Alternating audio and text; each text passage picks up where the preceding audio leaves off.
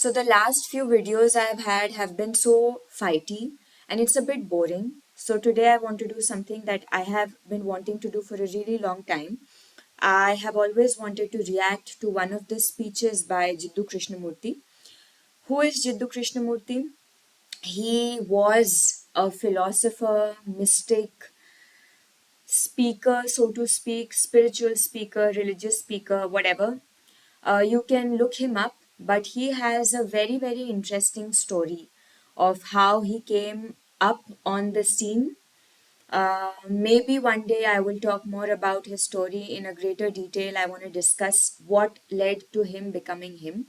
But if I had to explain to it in a really short way, one of the leaders of the Theosophical Society, please look up Theosophical Society, or I will tell you one day in a longer format video. During the time when India was still under the British rule, uh, this young boy, this young sickly boy called Jiddu Krishnamurti, was chosen from a beach in Chennai by one of the leaders of the then Theosophical Society, which also exists today, by the way, because this leader apparently saw something in Krishnamurti's aura. That is what this leader said, that he saw something which was very unique in this young boy's aura. And this boy was like 12 or 13 years old. And this boy was chosen, and then he was taken to England and he was given a lot of training. What kind of training, we don't know, because it's also supposed to be not publicly available.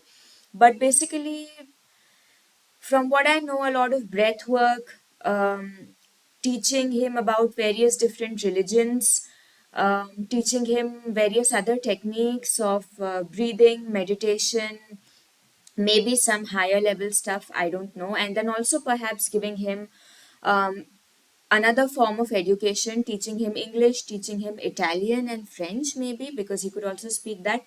So he was educated and trained for several years by, by the Theosophical Society in England. Why was he educated for so many years? Because the Theosophical Society had predicted the coming of a world leader, a messiah. Like a lot of religions predict that, that a leader is going to come and he or she is going to set the world order back again, set the world back into order. So Theosophical Society had predicted this, and then they discovered this boy who they then said was the world leader, who was sent by God, or who was destined to come and save the world. So Krishnamurti was trained like this for several years.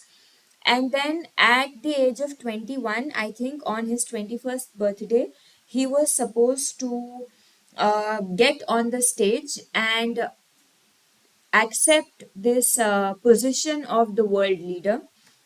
And I think it was on his 21st birthday that he got on stage and he dissolved the Theosophical Society as far as it concerned him becoming the world leader. He dissolved the society and he refused to be the world leader.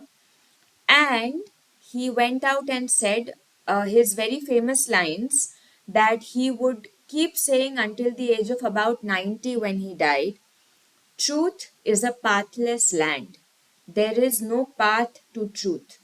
Those were his lines that he said in that speech at the age of around 21 or 25, something. And then he kept saying the same lines until the age of 90. In between that time, he traveled across the world to spread his ideas, to engage people in a dialogue. And one of his things was always, don't listen to me as if I am your leader. Talk to me like a friend. Engage with me in discussion. Pay attention to what I'm saying. So, that is one of the things that I'm going to try to do today. I'm going to try to dwell into what he's saying rather than accept the things that he's saying on face value.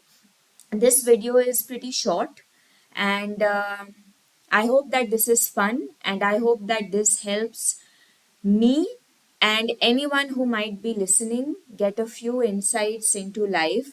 Krishnamurti, I have to warn you, he can be a very uncomfortable person to listen to. And my theory about why many people find him uncomfortable is because, so this is my theory, there are some ideas that become more expressible with words.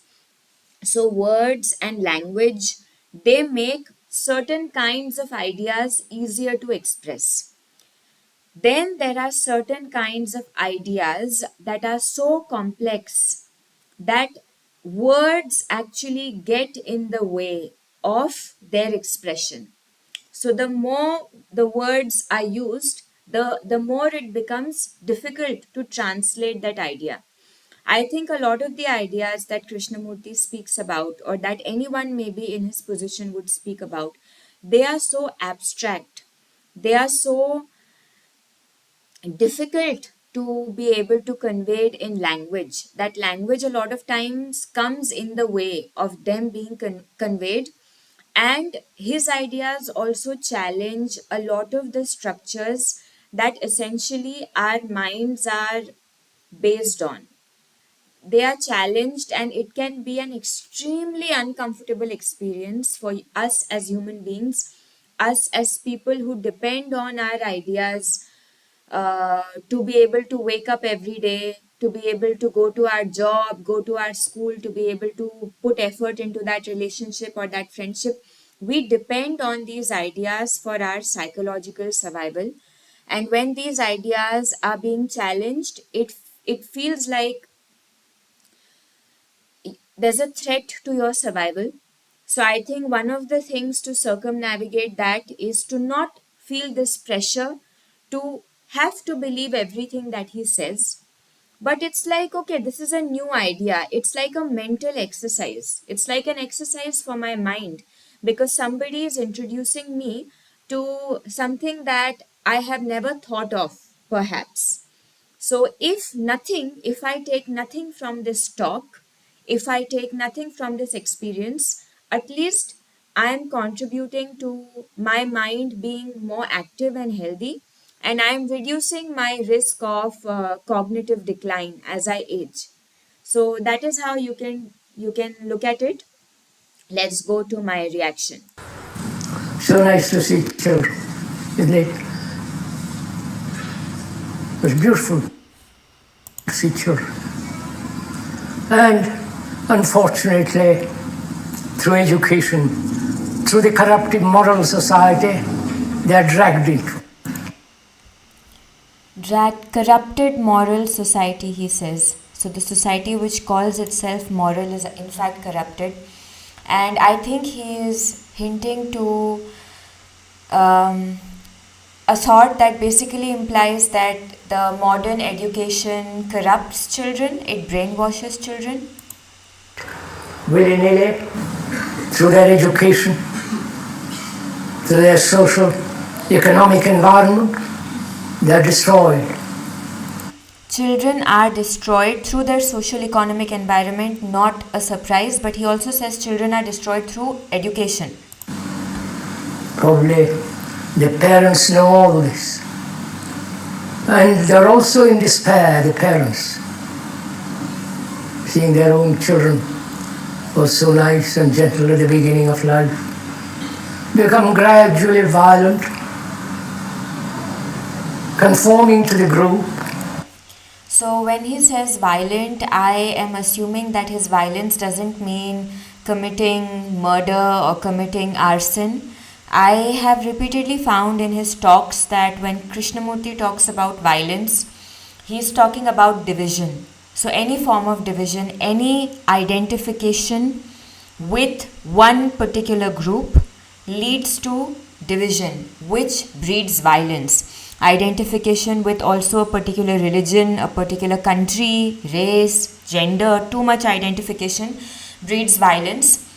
Another thing, so I think that is the violence that he means when you make some part of humanity the others. That is violence, even though it hasn't manifested in physical violence yet. The second part of the sentence, he says conforming to the group.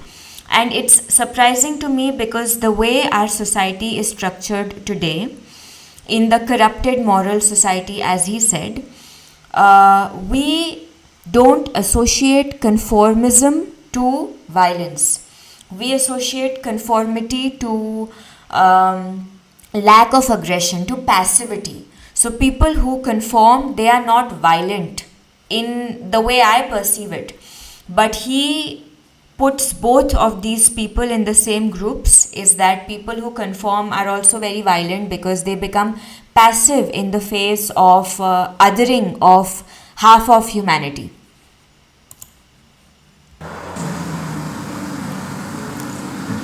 And all the misery of life begins.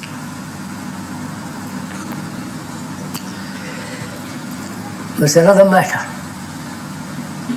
That is it possible to educate children without all the pressures and the ugliness of life from them?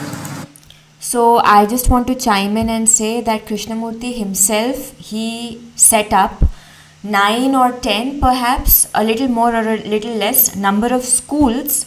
You can Google Krishnamurti schools. Most of them are in different parts of India, and some of them, 2 or 3 maybe, are in the US. So he has set up these schools, and the way that children are educated in these schools is significantly different than the conventional education systems. You can read up on it more. But again, even those children who have been educated in these schools, they are still living as a part of the society that doesn't function in a way that they are being taught to function in the school. And that society is much bigger and much more powerful than the cocoon that you can build around these children in those schools. So I don't know if that works. The society is too strong. Exactly. The society is too strong. They're sucked into it. Because we think society is something different from us. You understand? When you see all this, you want to cry.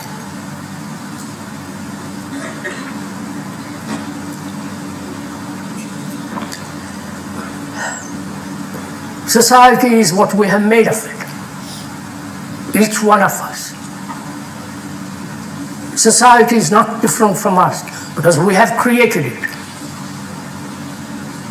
It hasn't come into being miraculously. Some strange chance has brought this society about. This is about the last video that I reacted to, or generally people saying this is how the world is, this is how society is. Who has created this society? And if you are just going to continue being that, then you are creating the society the same way for the future people who are going to come in. But that's not a fact. The fact is, each one of us was so confused, uncertain, each one seeking his own security, his own fulfillment, his own ambitions. If I can chime in here and say, very often people who are the least confused about their lives, even though the confidence is very superficial, are people who don't think too deep and are bigoted in their thoughts. Because that is the kind of approach that our society encourages. When you identify with a particular group in life and you say, this is my group and this is my philosophy, it gives you a lot of power. This kind of what he calls, what Krishnamurti refers to as violence, it fills you up a lot of the times with a lot of energy, and that is the reason people are not willing to give it up, because they know that even after they give it up, they are still going to have to face the life, the everyday grind of being alive in this world. And where is your energy going to come from in that instance? I feel like this selfishness, self-centeredness although bad for society at large, it provides the individual with a security that is required if you are going to live in this life. His own urge to gratify his particular pleasure, desire. We have created this society. We are of it. And we don't seem to realize that unless we, each one of us, radically, deeply change, which we'll talk about that presently, the society will go on as it is. I do believe that some people genuinely don't realize and they genuinely don't see anything wrong with the world. So, because they don't see anything wrong, they don't want to change. There is a Swiss or a German psychoanalyst, and he has said in one of his quotes, in German, he has said, so I think he's German, the healthiest people are the sickest, and the sickest people are the healthiest. Because if you are going to live in a society that is essentially sick, is essentially driven by self interest and violence and ego, to feel good and feel well adjusted in that kind of a society, you have to be as sick as them. And if you feel ill at ease, if you do not feel at ease in that world, that means something healthy is still remaining within you. I do think a very significant portion of people are at ease, or what they believe is ease to them. And the few ones who do feel ill at ease, they don't know where to begin. Sometimes they don't have the courage, and sometimes the system is built, it's so insidious and so pervasive. How and where do you begin changing it? Do you begin with yourself? But in a society which is filled up with people who are acting on their personal desires, personal ambitions, egos, as he put it, if you go out and you become a person who is egoless, for the lack of a better word, or who is always thinking about the collective good, you will get abused. You will simply get exploited. If you want to live in a society like this, you are going to live as a perpetual victim if you do not understand the evil that pervades our society. And most people who live, Krishnamurti himself, in some ways, he didn't have to go through, perhaps not discounting anything, but monetarily or financially, perhaps he was a bit provided by his organization, the Theosophical Society, and that was also criticism he often received when he was alive, that you don't know the grind of the man and the woman who are struggling every day to survive. They still have to face the world which, as you have put it, is deeply evil, is deeply corrupt, and they don't have a choice to become non-corrupt, because if you become good in a bad world, you are just opening yourself to all kinds of exploitation.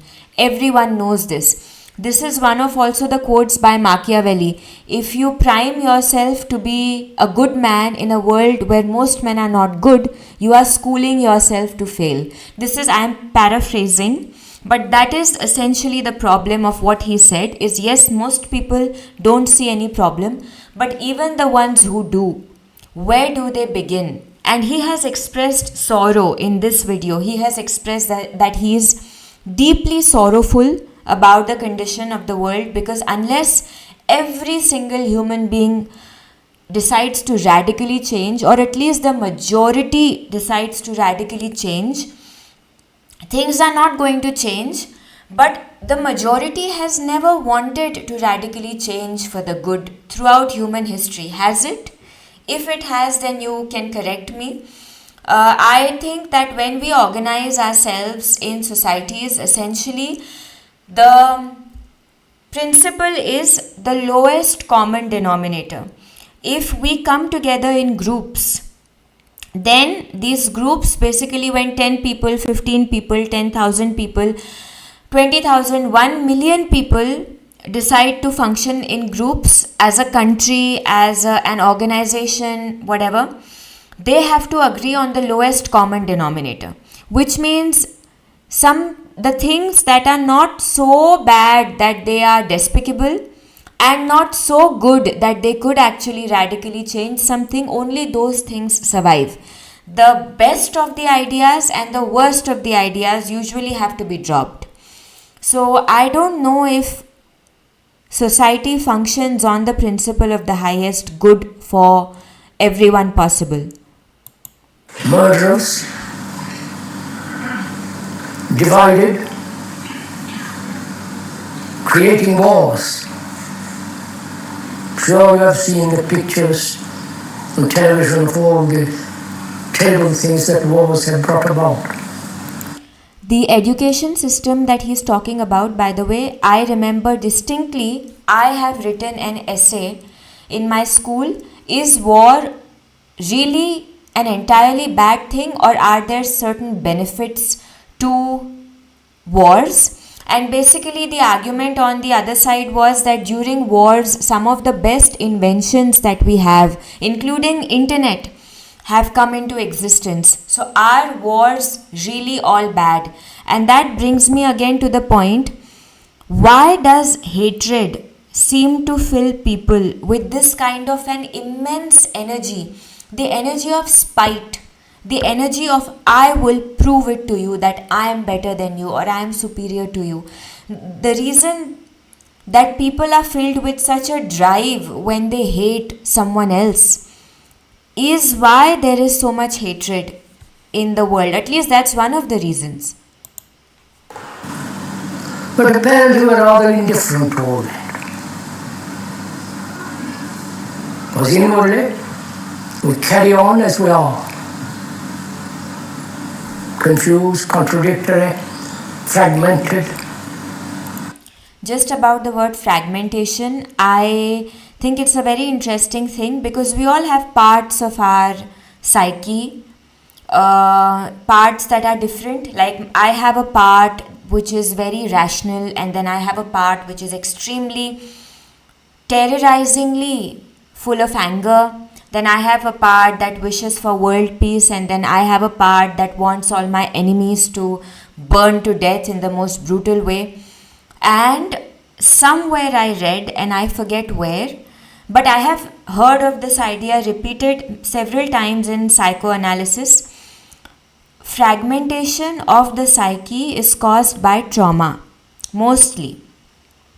And trauma doesn't have to be something very great, like someone deeply harming you.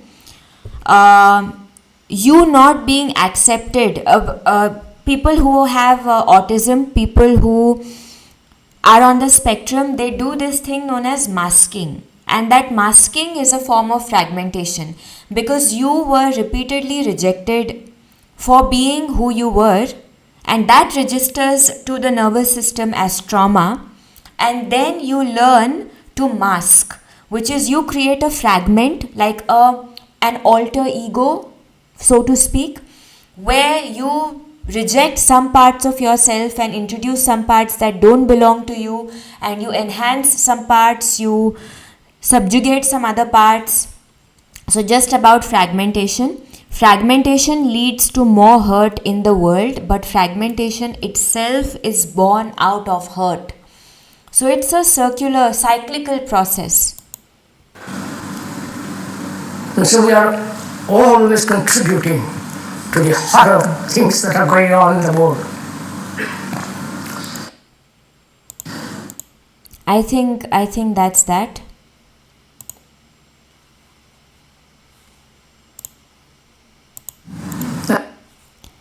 Okay, I think that was that.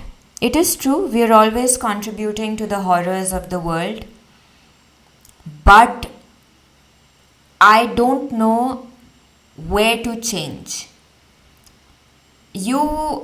How does an individual begin to change a system? It's not possible. And if an individual says, okay, I don't need to change the system, I will act in the most ethical way possible, I will not. I think many people try to act ethically insofar as they can, but which unethical systems can you completely reject? Can I, as an individual, reject capitalism? If I am an individual who wants to have children, forget about me living alone.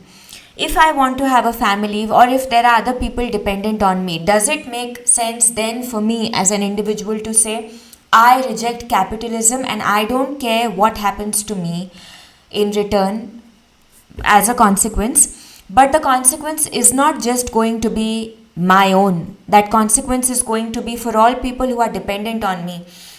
Sometimes, as an individual, there is a part of me that says that I will live as honestly as possible, and I'm sure that part exists in most people. But then, if you have people dependent on you, and you understand that in this world, money brings some severe advantages, which Krishnamurti himself has accepted in some other of his talks. People who have money have the luxury to sit and ponder about the meaning of life. If you are surviving, you don't have that luxury.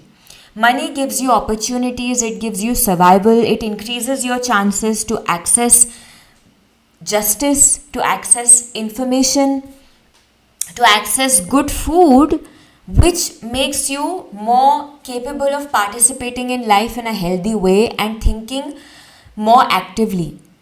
Money brings all of that. So, on one part, I can say that I reject capitalism because it's an evil system, but I'm born into it. But I don't care what happens to me. I don't want to participate in perpetuating the horrors of this world. But then, what about people who are dependent on me? What if I have a sick parent?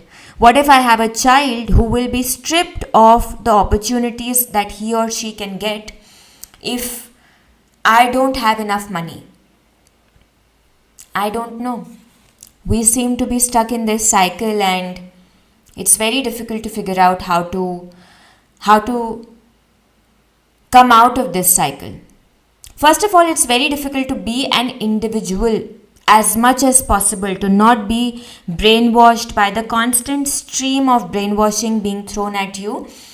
First of all, it starts with your education, where they teach you who you should be and when you should feel what. And then there's media and books and culture and literature. Yep.